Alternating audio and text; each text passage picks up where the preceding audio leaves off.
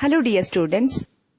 In today's class we will understand third part of the prose Mauritius written by R.K. Lakshman.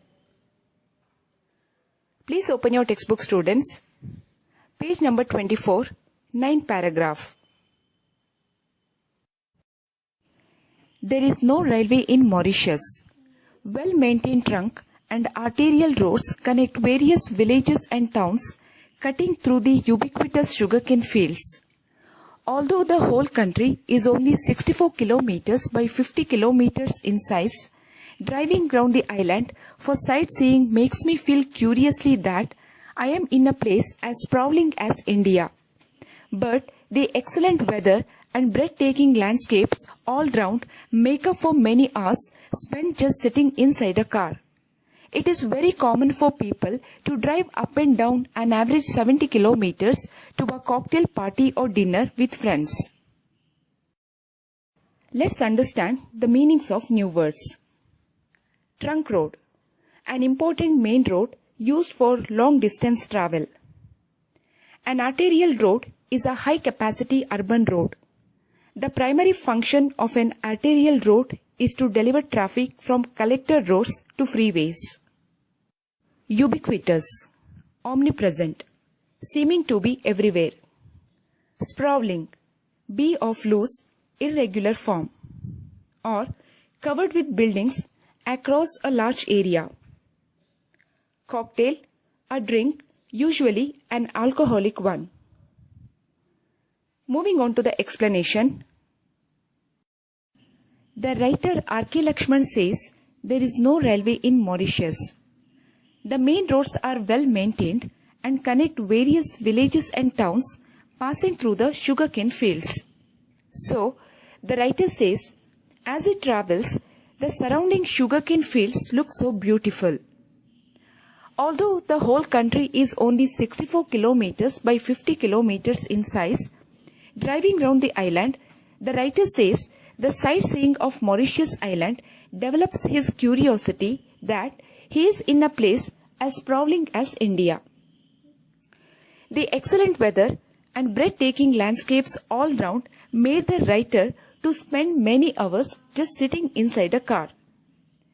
The author sat in the car and enjoyed the beauty of nature.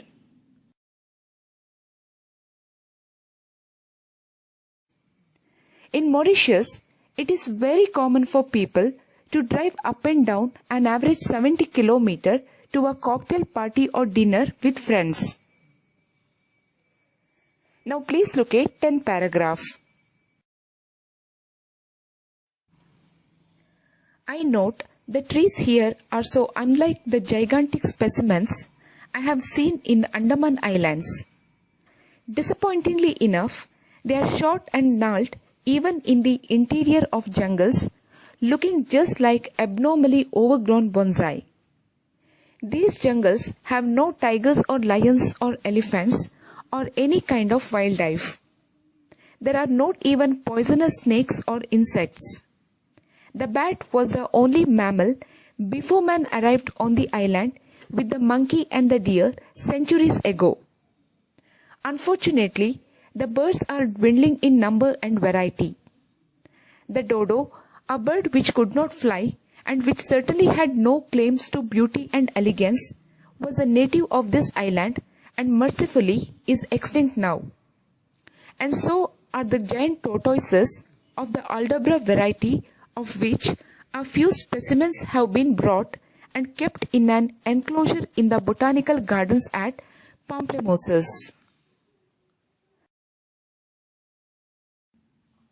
Please look at meanings of new words.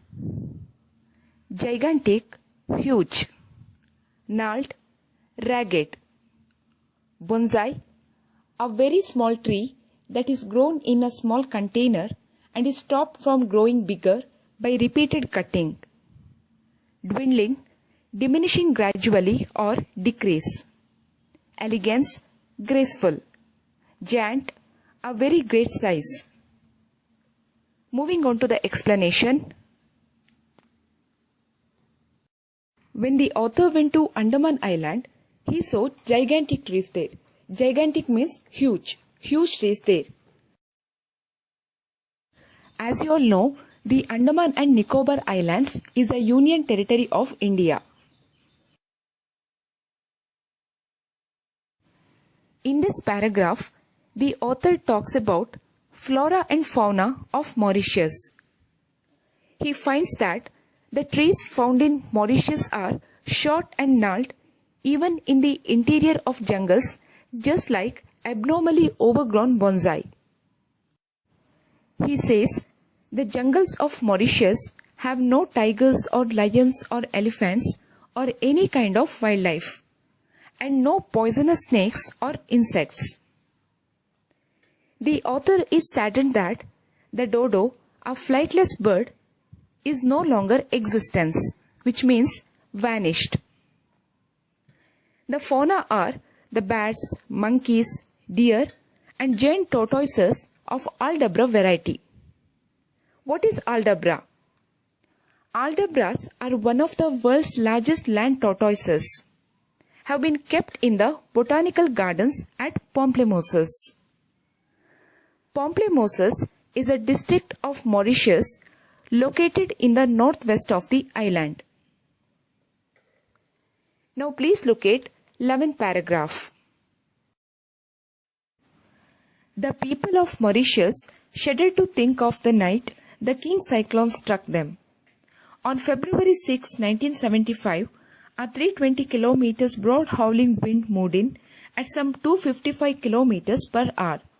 The eye of the cyclone alone, I am told, was 48 kilometers wide, and it churned the country for 2 days, relentlessly flattening everything that stood, smashing windows and doors, tearing up rooftops, uprooting trees, and bringing them down on buildings. Here, shudder means shiver or tremble. Moving on to the explanation. The author says that Mauritius still shudder. Mauritius still shiver at the thought of the storm. On February 6, 1975, a 320 kilometers broad howling wind moved in at some 255 kilometers per hour. The author says the people of Mauritius shudder to think of the night the King Cyclone struck them. The center of the cyclone is a calm area, and it is called the eye of the cyclone. The writer was told that the eye of the cyclone was 48 kilometers wide, and it churned means stirred the country for 2 days, flattening everything, smashing windows and doors, tearing up rooftops, uprooting trees, and bringing them down on buildings. In this way, King Cyclone harmed the island. Now please look at 12th paragraph. Now, of course, the island has recovered from the devastation. But the valley of the dead trees gives me a fair idea of the enormous violence with which the cyclone has struck these people, who are actually quite used to facing these storms, as they are an annual event in Mauritius. But the big ones come only once in 15 years. The sad part of it is by the time the next one is due, the memory of the previous disaster fades or nearly comes to be believed as a myth. So, again, trees are planted in congested areas, tall buildings come up, plate glass picture windows are fixed, and rooftops are put up with an eye on elegance. But sure enough, at the end of the 15-year period, the King Cyclone appears promptly on the horizon to surprise the people of Mauritius. Please look at meanings of new words. Recover, return to normal state of health, mind or strength. Devastation, great damage. Valley, a low area of land between hills and mountains. Disaster, a sudden accident, harm or damage. Myth, folktale. Congested, overcrowded. Horizon, skyline. Moving on to the explanation. The writer says the island has recovered from the devastation, which means the island has returned to its normal state after the cyclone hit. On seeing the valley of dead trees, a clear thought arises in the author's mind as to how the cyclone might have struck them and harmed the nature. The people of Mauritius used to face the storms as they are an annual event in Mauritius. The big ones come only once in 15 years. They are called the King Cyclone. The sad thing is that by the time the next cyclone hits, the previous disaster will have been forgotten. And people believe it as a myth. After the disaster, people rebuild their buildings and houses. Every 15 years, a king cyclone waits on the horizon to hit the island. Now please look at 13th paragraph. A coral reef runs all round the island parallel to the shoreline, keeping the hysterical waves away at a safe distance from the beaches. The calm turquoise blue lagoons of Mauritius thus have become world famous. They are still and calm like lotus ponds and are a delight to those who like water sports such as scuba diving, swimming, surf riding, speedboat racing and yachting. In some places, the sea is so shallow, there is even horse riding. A coral reef is an underwater ecosystem characterized by reef-building corals. The writer says, as coral reefs surround the island, it keeps the frenetic waves at a safe distance from the beaches. The calm turquoise blue lagoons of Mauritius have become world famous. Turquoise is a gemstone. Lagoons is a stretch of salt water separated from the sea by a low sandbank or coral reef. Truax Beaches is not only the most famous beach in Mauritius, but also internationally acclaimed for its miles of wide sandy shores, calm turquoise waters, and spectacular sunsets. They are still and calm like lotus ponds and delight to those who like water sports such as scuba diving, swimming, surf riding, speedboat racing and yachting. The writer says, in some places, the sea is so shallow, which means the sea is not so deep that there is even horse riding. Now please look at 14th paragraph. My wife and I, not being aquatic, we watch with amusement the avidity of the tourist from all parts of the world, extracting every bit of fun that the magnificent beach could yield. Here you have got a new word, avidity, which means eagerness. The author and his wife are not aquatics.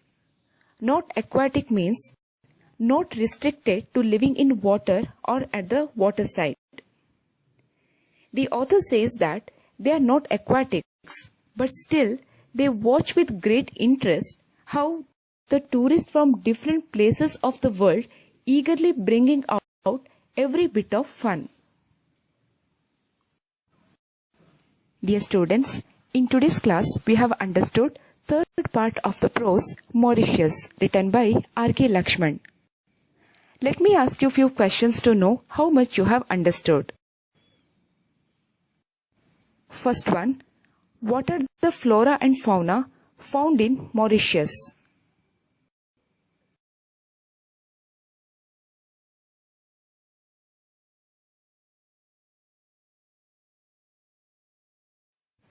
The trees found in Mauritius are short and gnarled even in the interior of jungles, just like abnormally overgrown bonsai.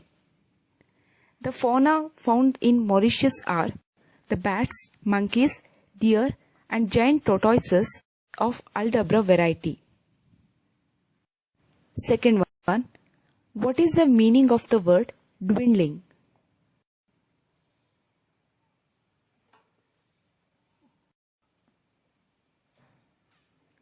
The meaning of the word dwindling is diminishing gradually. Third one, how is nature cruel to the people of Mauritius?